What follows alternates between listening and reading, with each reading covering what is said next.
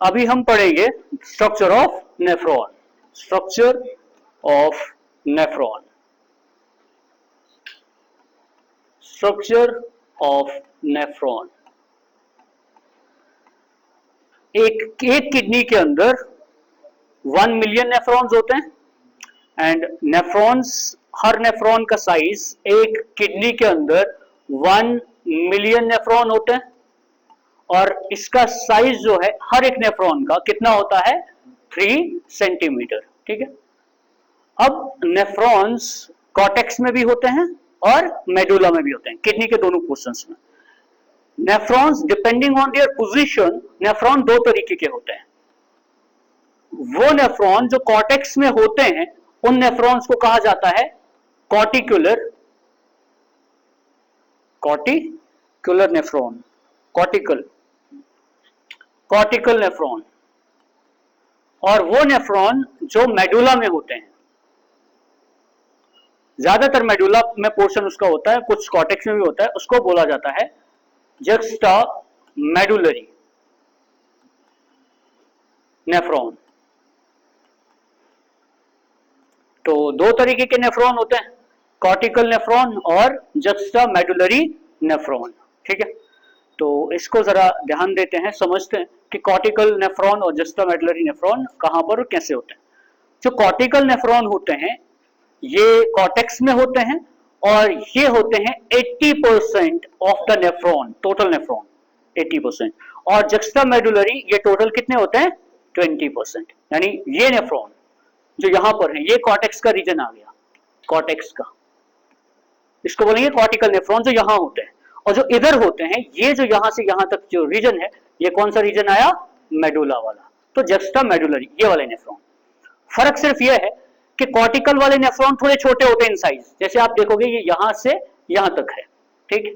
और जो juxta medullary वाले होते हैं जैसे ये है, ये यहां से लेकर यहां तक, इसका साइज थोड़ा बड़ा होता है, इसका साइज थोड़ा छोटा होता है। वो भी साइज में क्यों फर्क है, क्योंकि इसका जो लूप ऑफ हेनल है ये काफी लॉन्ग होता है और इसका जो लूप ऑफ हेनल है ये शॉर्ट होता है, ये डिफरेंस है। इसका लूप ऑफ हेनल शॉर्ट है तो इसका साइज कम हो गया, इसका लूप ऑफ हेनल बड़ा है, इसका साइज ज्यादा हो गया। और एक और चीज है जो ये होता है जक्स्टा मेडुलरी वाला नेफ्रॉन, ये वाला नेफ्रॉन, इसका जो ग्लोमेरुलस होता है, बोमेंस कैप्सूल और ग्लोमेरुलस, ये है ना बोमेंस कैप्सूल यहां पर, इसका जो बोमेंस कैप्सूल होता है वो इस जगह पर होगा जो कॉर्टेक्स और बिल्कुल मेडुला के साथ में होता है, यहां पर इस जगह पर। अब हम इसके अलावा बाकी बात करते हैं इसमें कि जो बाकी पोर्शंस इसमें प्रेजेंट होते हैं वो कैसे हैं और क्या क्या है। जैसे हमारे पास अगर हम बात करेंगे बोमेंस कैप्सूल की, तो बोमेंस कैप्सूल इस तरीके का, ये एक डबल वॉल का स्ट्रक्चर होता है जिसको बोमेंस कैप्सूल कहा जाता है, डबल वॉल होती है। और जो ये वाली वॉल है इसकी इनसाइड वाली, इसको विसरल वॉल कहा जाता है, विसरल वॉल इस वॉल को कहा जाता है। और यहां पर एक आर्टरी एंटर करती है और वो आर्टरी ब्रेक होती है, बहुत सारी छोटी छोटी कैपिलरीज में ब्रेक होती है। कैपिलरीज में यहां पर बहुत सारी छोटी छोटी कैपिलरीज होती हैं, ऑलमोस्ट अराउंड 50 कैपिलरीज होती हैं। और इन कैपिलरीज में ओपनिंग होती है जिसके थ्रू, जो यहां पर ओपनिंग होती है जिसके थ्रू जो फिल्ट्रेट है, जो सोल्यूट है, वो निकल के इसमें आ जाता है, क्योंकि यहां पर अल्ट्रा फिल्ट्रेशन होती है, इस जगह पर अल्ट्रा फिल्ट्रेशन होती है, वो सारा निकल के इसमें आ जाता है। वो जो इसमें ओपनिंग होती है जिसके थ्रू मटेरियल ट्रांसफर होता है, उन ओपनिंग्स को फेनेस्ट्रा कहा जाता है, FENESTRA, फेनेस्ट्रा उन ओपनिंग को कहा जाता है, फेनेस्ट्रा। अब इसके बाद जब ये इसमें आएगा, फिर इसके बाद इसमें होती है लूप ऑफ हेनल।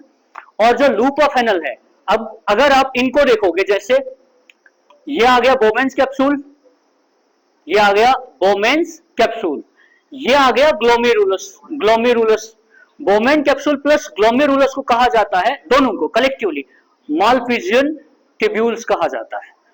तो इसके और भी 2-3 नाम है, तो मेजॉरिटी जो नाम है वो मालपिजियन ट्यूब्यूल जो है कहा जाता है। फिर इसके बाद होता है पीसीटी। पीसीटी क्या होता है, ये ट्यूब्यूल्स होते हैं, काफी ज्यादा फोल्डेड ट्यूब्यूल्स होते हैं, जैसे यहां से इस तरीके से काफी ज्यादा फोल्ड्स, इसमें ऐसे फोल्ड्स प्रेजेंट होते हैं, इनको पीसीटी कहा जाता है। और प्रॉक्सिमल कन्वोल्यूटिव ट्यूब्यूल, ये भी जो है वो कॉर्टेक्स में प्रेजेंट होता है। पीसीटी कहां पर प्रेजेंट होता है, कॉर्टेक्स में, जैसे यहां पर है। उसके बाद होता है loop of Henle. Loop of Henle की दो लिम्ब्स होती हैं, एक डिसेंडिंग और दूसरी असेंडिंग। ये आ गई डिसेंडिंग लिम्ब और ये आ गई असेंडिंग लिम्ब। डिसेंडिंग और असेंडिंग लिम्ब दोनों लिम्ब्स का एक एक पोर्शन थोड़ा थिक होता है और एक पोर्शन थोड़ा थिन। जैसे ये पोर्शन थिक है और ये पोर्शन जो है थिन है। और इनकी जो वॉल्स होती है वो बनी होती है कलमनर सेल से। किससे? कलमनर सेल से। उसके बाद ये यहां पर आता है डीसीटी, डिस्टल कन्वोल्यूटेड ट्यूब्यूल, ये।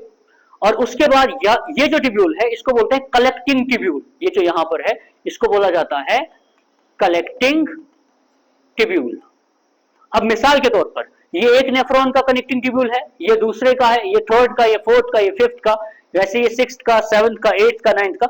बहुत सारे जो कनेक्टिंग ट्यूब्यूल्स होते हैं वो कनेक्टेड होते हैं एक ही ट्यूब्यूल के साथ, एक ही डक्ट के साथ, जिसको क्या कहा जाता है? Collecting duct. या इसी डक्ट को, जो बड़ी डक्ट है, इसको कहा जाता है duct of Bellini, BELLINI, duct of Bellini इसको कहा जाता है। सब नेफ्रॉन का स्क्रीशन किसमें चला जाएगा? डक्ट ऑफ बेलेनी या कलेक्टिंग डक्ट। कलेक्टिंग डक्ट किसमें ओपन होगा? Renal medulla. रीनल मेडुला किसमें ओपन होगा? Minor calyx. माइनर कैलिक्स किसमें ओपन होगा? Major calyx. मेजर कैलिक्स किसमें ओपन होगा? पेल्विस। जैसे ये एक नेफ्रॉन है, ये इसमें आ गया, दूसरा नेफ्रॉन ये भी इसमें आ गया, थर्ड फोर्थ सब नेफ्रॉन इसमें आ गए। उसके बाद वो चला जाएगा मेडुला में, मेडुला से चला जाएगा किसमें? वो उसके बाद चला जाएगा माइनर कैलिक्स। माइनर कैलिक्स किसमें ओपन होगा? मेजर। वो किसमें ओपन होगा? पेल्विस। और फिर यूरिटर के थ्रू यूरिन बाहर आ जाता है। ये है स्ट्रक्चर ऑफ नेफ्रॉन।